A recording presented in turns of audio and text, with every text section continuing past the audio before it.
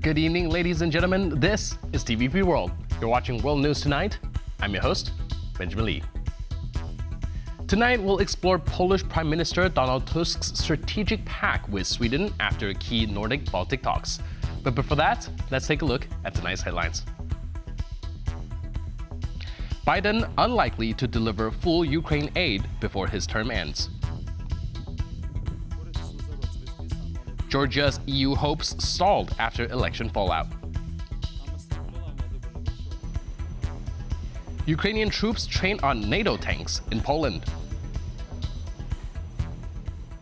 Polish Prime Minister Donald Tusk has concluded a whirlwind 48 hours in Sweden, meeting Nordic and Baltic leaders.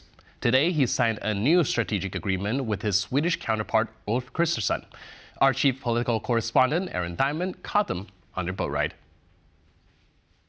Behind me, it's row, row, row your boat for Prime Minister Donald Tusk. He's side by side with his Swedish counterpart. On the same day, they firm up ties between the two countries. They're signing a new strategic partnership updated from 2011. Here's what they told us about the fresh deal. Today we meet with the full, unquestionable conviction that when it comes to security, when it comes to the economic independence of Europe, to true European sovereignty that will allow us to decide our own fate, we speak exactly the same language. For the first time I'm seeing such strength and solidarity of a bloc of countries that speak and think in the same way on the most difficult issues, and such is undoubtedly the Russian aggression in Ukraine. With the signing of this renewed strategic partnership, the ties between Sweden and Poland are stronger than they have ever been in modern times.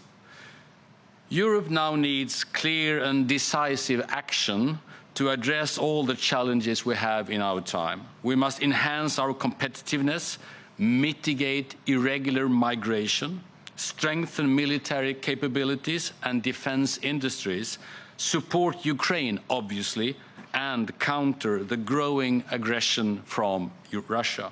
Today, I can also tell you that in addition to that, Sweden has also sent a formal request to China to cooperate with Swedish authorities in order to create clarity on what has happened. That formal request was sent to China earlier today.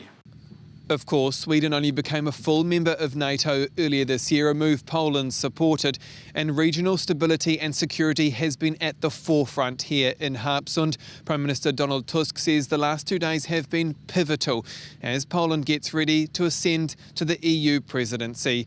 In Harpsund for TVP World, I'm Aaron Diamond.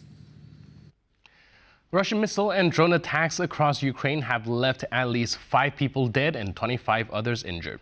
Local authorities have described it as a massive overnight assault targeting the country's energy infrastructure in the early hours of Thursday morning. Joining us live from Kyiv with the latest is our Ukraine correspondent, Oz Chatterjee. Good evening, Oz. What more can you tell us about this attack? Well, President Zelensky addressed the people earlier describing the attack, saying that Ukraine had been assaulted by 90 missiles and 97 attack drones.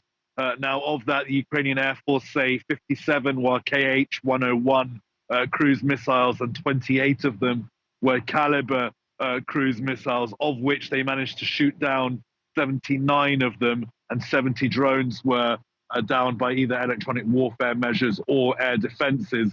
So again, a really, really busy day for the Ukrainian air defenses. The energy minister spoke out this morning, calling it a massive attack on Ukraine's energy grid, and rolling blackouts have been reported throughout the country as Ukraine tries to prepare itself for what could be a sustained campaign of Russia targeting its energy infrastructure, as it has done for the past 2 years as the bitter, cold winter months approach.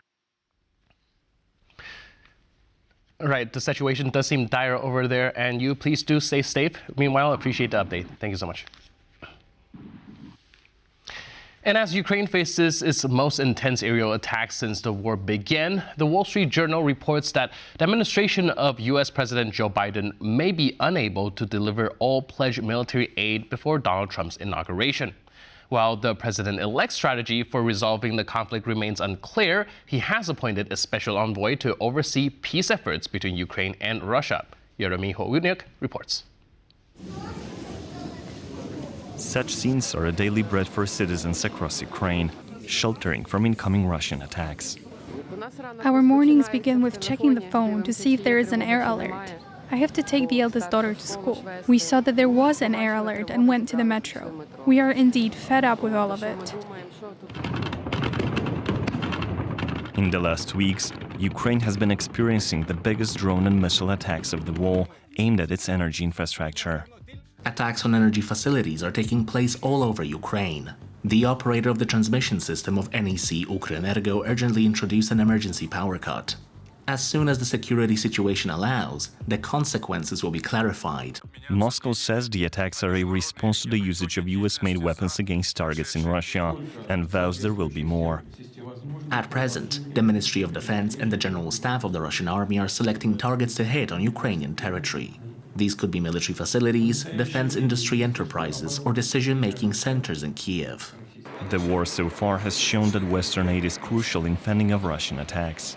But with just months remaining in office, the Joe Biden administration is supposedly facing logistical challenges in providing Ukraine with all the military aid authorized by Congress before some of the authority in this regard will be transferred to Donald Trump's team. As of today, the Biden administration has still over $6.5 billion worth of equipment to be transferred to Ukraine.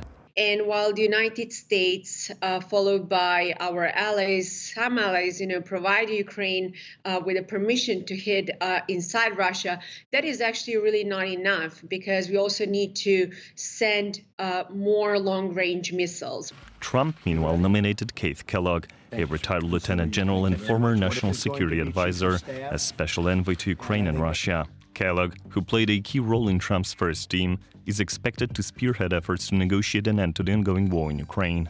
General Keith Kellogg has been around for decades. He's retired three-star Army general.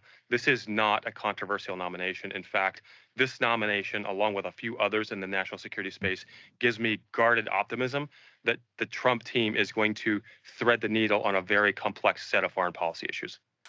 Trump, who pledged to end the war on the first day back in office, has not yet revealed the specifics of his strategy. While some fears are mounting, one thing is certain. In January, the world may expect some shift.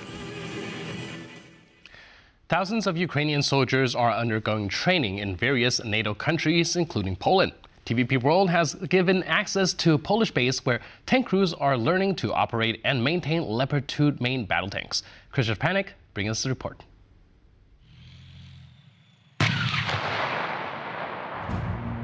After more than 1,000 days of war, Ukrainian armed forces are short on vehicles, weapons, ammunition, and experienced instructors. Polish Army, operating under the European Union's Combined Arms Training Command, undertook some of the training duties.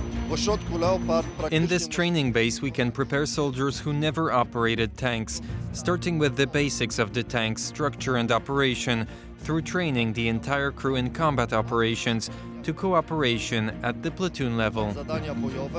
The training program utilizes advanced simulators before soldiers move onto actual tanks. The commander, gunner, and loader are trained together, with drivers undergoing a separate course. To ensure the safety of the soldiers' families, we were asked not to show their faces. The first stage of the training is theoretical, then we move on to simulators.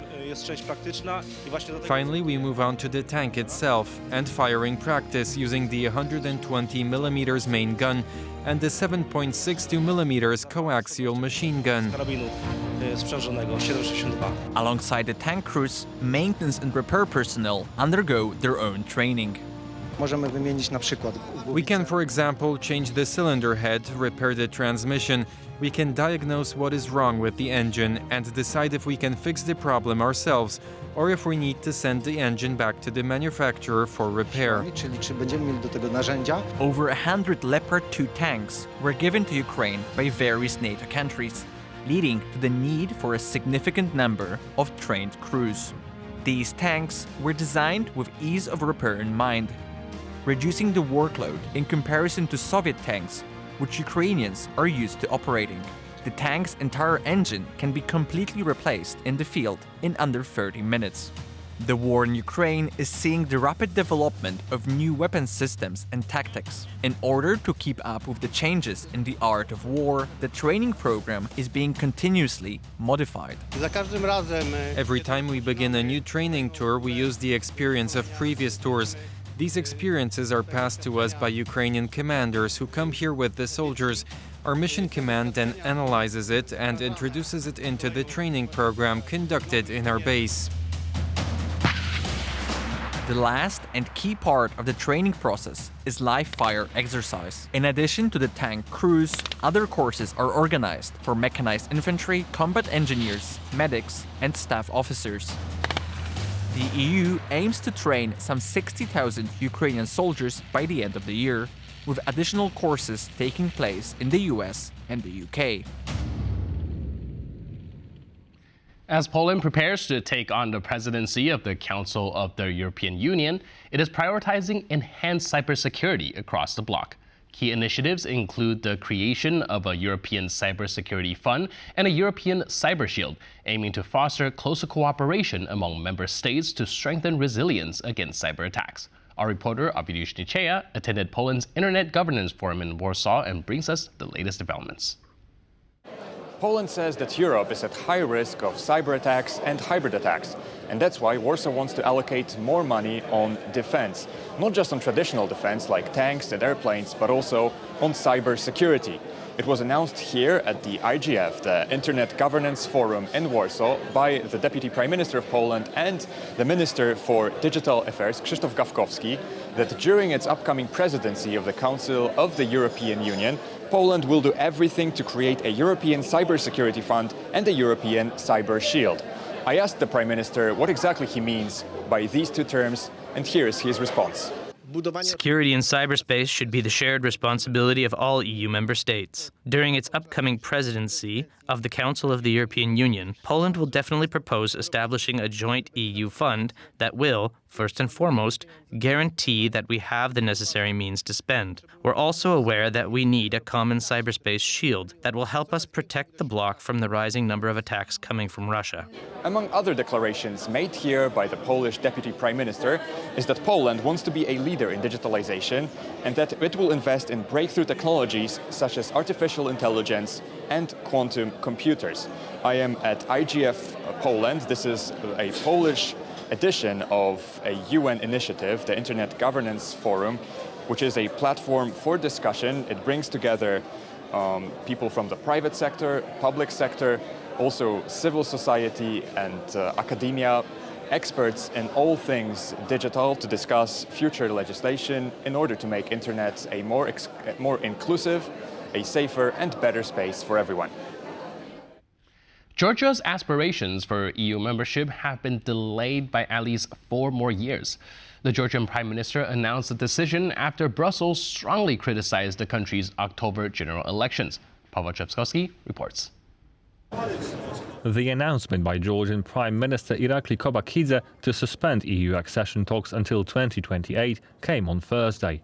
Today, we decided not to put the issue of opening negotiations with the EU on the agenda until the end of 2028. We also refuse any budgetary grants from the EU until the end of 2028.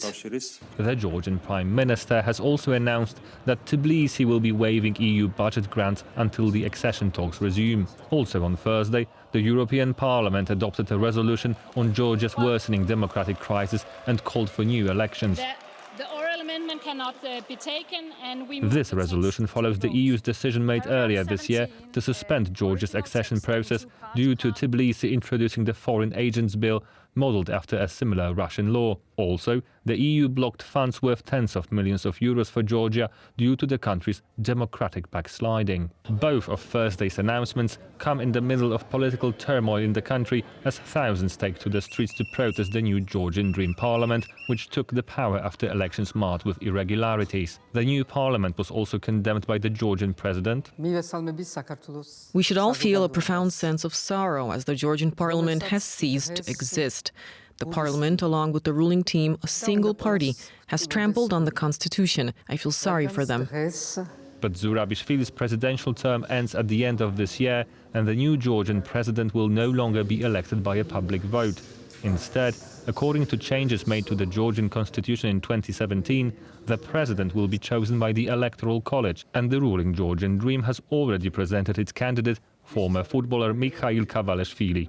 I am confident that Mikhail Kavalashvili will fully restore the dignity temporarily taken away from the presidential institution. The 300-person Electoral College consists of all Georgian MPs, representatives from autonomous republics of Abkhazia and Adjara, and electors representing self-governing bodies. Such a composition makes the Georgian Dream candidate poised for victory and the party bound to strengthen its grip on the country. The newly elected president will take office on December 29th. Romania is bracing for significant political developments in the coming days as voters head to the polls for parliamentary elections and the second round of presidential voting. The presidential race has already been seen as a major upset, with a far-right candidate unexpectedly securing first place. Allegations of election fraud have prompted Romania's top court to order a recount. Francisca Pilis has the details. Calin Georgescu, an independent candidate who was projected to win just 5% of the vote in the recent first round of the presidential elections, shocked the world after surpassing his expected score by almost 5 times. Once you are under 10 and at least 4 or 5 of your opponents are beyond 10%, it's not reasonable from an analytical perspective to place that person as having an actual chance to enter the second round first. Not to mention to actually lead the first round. Georgescu, who was expelled from the Alliance for the Unity of Romanians for being too radical, owes his campaign success to the social media app TikTok, seemingly captivating an audience of mostly young voters inside and outside of Romania. His unexpected victory in the first round of the election sparked protests among Romanian voters, as Russian media outlets welcomed his success. We're here today because unexpectedly, one of the people who was the first person who was elected to go into the next rounds of presidential elections is Calin Georgescu, an extremist, a far-right extremist who is a pro-Russian, wants to take Romania away from the NATO course. Cristian Terhes, a National Conservative Party candidate, called for a recount of the vote following what he described as irregularities. A call echoed by the Romanian Constitutional Court. Prominent representatives of the USR, while presidential elections were still taking place in various parts of the world, in this case in the United States and Canada, went public, and although the law prohibits it, after 7 o'clock on the Saturday before the elections, they went public with multiple press releases, internet posts, live broadcasts. According to a report published by Politico, the CEO of TikTok was also summoned to the European Parliament to answer questions about the social media platform's role in the election results. TikTok has dismissed the concerns and says most candidates campaigned on its platform as well as on other social media sites. Presidential candidate ballots aren't the only ones that will be cast in the coming days. On December 1st, millions of Romanians will cast their votes for the country's future in the next parliamentary elections. According to the latest polls, the Social Democratic Party can expect to win over 30% of votes. The right-wing Populist Alliance for the Unity of Romanians Party and the National Liberal Party can both expect around 17%, and the center-right Save Romania Union is projected to win around 13% of support. However, given the volatility of the first round of the presidential election, polls might not be as reliable a source as expected. Now join us as we explore an inspiring initiative by elementary school students, the Warsaw Uprising Escape Room. Reporter Aisha Abajo introduces us to the passionate volunteers who have found a unique way to teach history by bringing it to life. We are here today in a beautiful elementary school in Warsaw, and I find myself in an escape room organized by students and their teacher. Well, our school is called Elementary School 279 in the name of Battalion Gustav I Harnaś. This escape room was made to give off information and teach about the children more about the Warsaw Uprising in more of a fun way. Young people are interested in these lessons because it is a way of learning and testing their knowledge, as well as widening the circle of curious and conscious young Poles. This year, we have adapted the escape room for grades 1 through 3. which means that everyone can participate and the tasks are prepared in such a way that the children can have fun and learn more about the history of our school and Poland. Że dzieci też mogą uczestniczyć poprzez zabawę.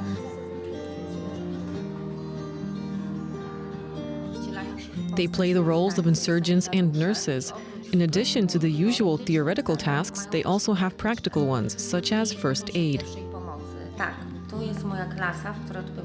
Yes, this is my classroom where I have lessons, physics, Polish, and geography classes. Let's say around 10 students helped throughout the whole weeks until 9 p.m. The whole day they were working to create this beautiful masterpiece.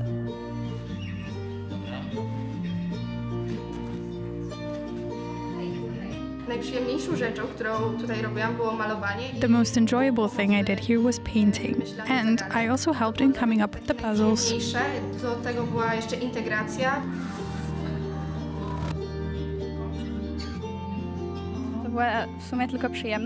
It was a great pleasure. The teachers also helped us a lot. It wasn't easy, but when I see children playing here, it's a great pleasure for me.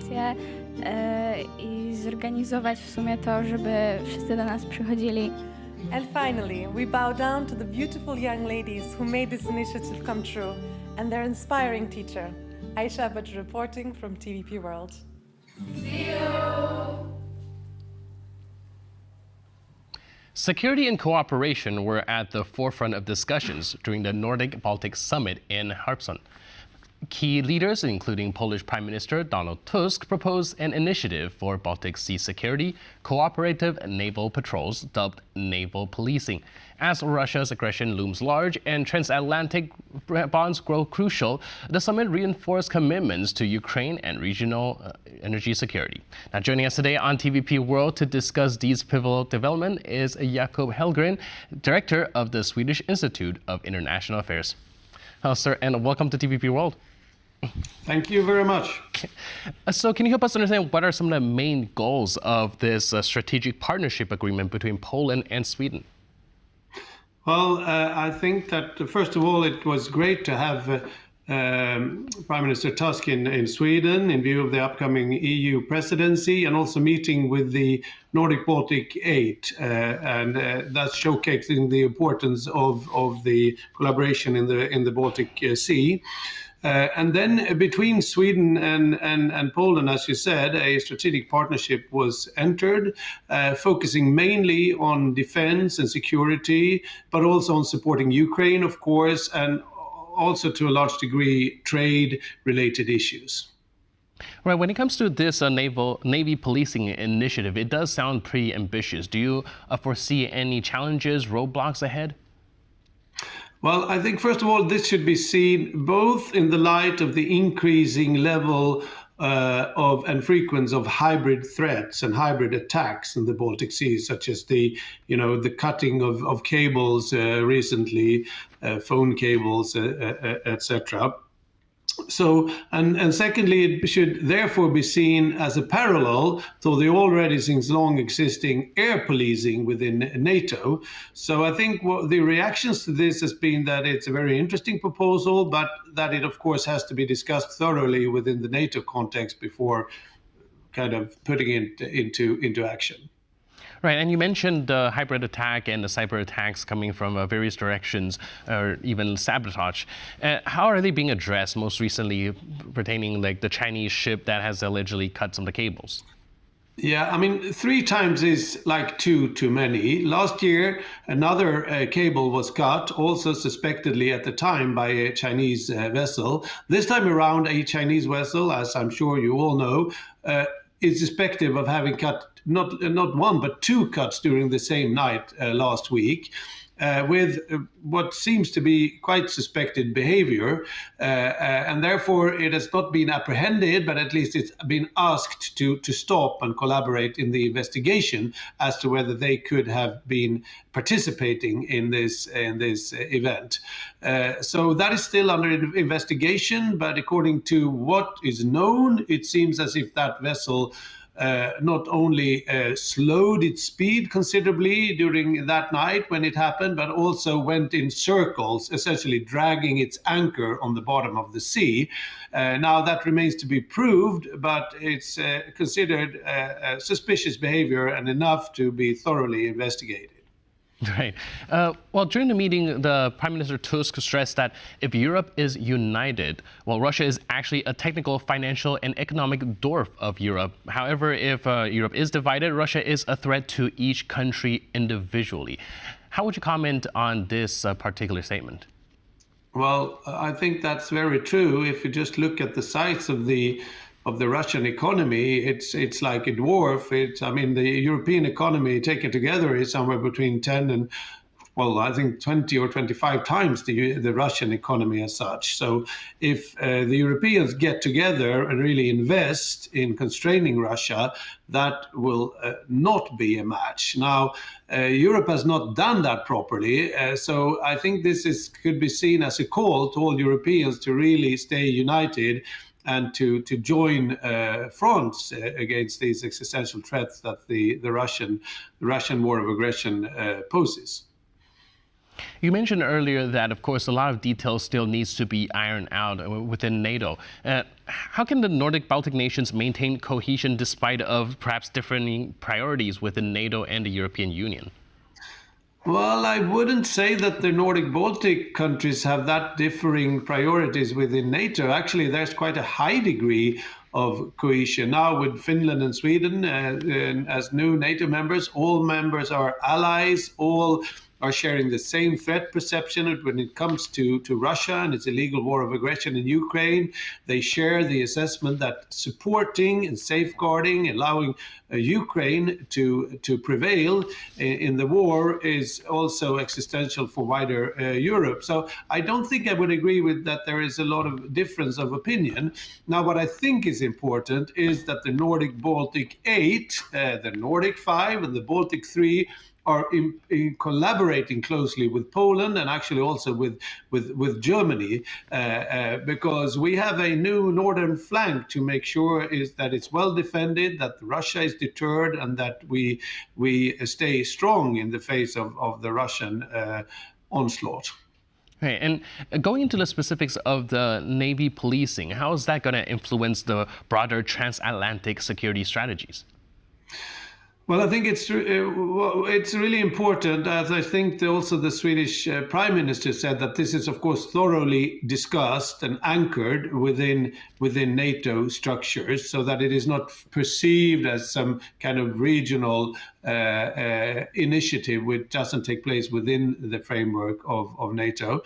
And then there are, of course, also other initiatives which it has to relate to, such as the Joint Expeditionary Force, which is a UK-led loose collaboration, which has been in existence for about 10 years. So ironing out the differences between these initiatives and making sure that they are complementary. And as I said before, it makes a lot of sense to have some kind of a mirroring arrangement to the already since long existing air policing in the Baltic Sea airspace. Now the details of that will, of course, have to happen, within as discussions within the North Atlantic Council. All right. There's also discussions about investment when it comes to energy security. For example, Poland's offshore wind farm has been a very big investment when it comes to achieving that. How could similar strategies be expanded across the region?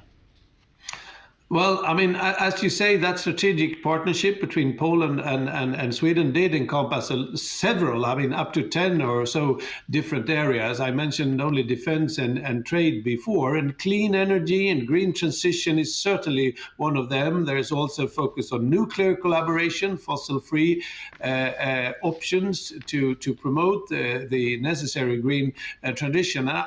Exactly how that will. You mentioned the example of wind farms, how that will be expanded, also considering security considerations, I think will be stuff for further discussions and negotiations. But that investments also need to take place within that area is clearly necessary. All right. Last but not least, do you think, are you optimistic about an EU-approved coalition of the willing being able to strengthen the EU security policy? Yeah, I think this is, it's important, of course, to realize that we are right now in quite an uncertain situation in the transition between the Biden administration and the Trump administration. There's a lot of nervousness as to how the Americans will play this under the new administration, and it would be. I would lie if I didn't say that there are differences in views across the European Union of how to deal with this issue in terms of threat perception, etc. And that's where this idea of coalitions of the willing have come up. Now, and there's a long history of coalitions of the willing within NATO or outside NATO or among NATO countries, etc. That could work, but as you say, and as you allude to, I think it's incredibly important that that happens in concert and in good consultation with other allies, so that it is not perceived as something happening in parallel or outside NATO discussions. But then exactly the format of this and how it will, of course, be stuff for further negotiation. But it's clear that the Nordics, the Baltics, Poland, UK, maybe the Netherlands are countries that really take the Russian threat seriously and are willing to chip in to make sure that the terrorists stays high. Now, so that might be a reason for why coalitions of the willing will happen among those countries. But as I said, it remains to be seen exactly how. All right, so we'll have to carefully observe how the situation develops. But in the meantime, thank you so much for your input and insight. Really appreciate it. Thanks for being with us. Thank you very much. Cheers. And thank you for watching this edition of World News Tonight. But for more news, update, and commentary, please stay tuned to TVP World.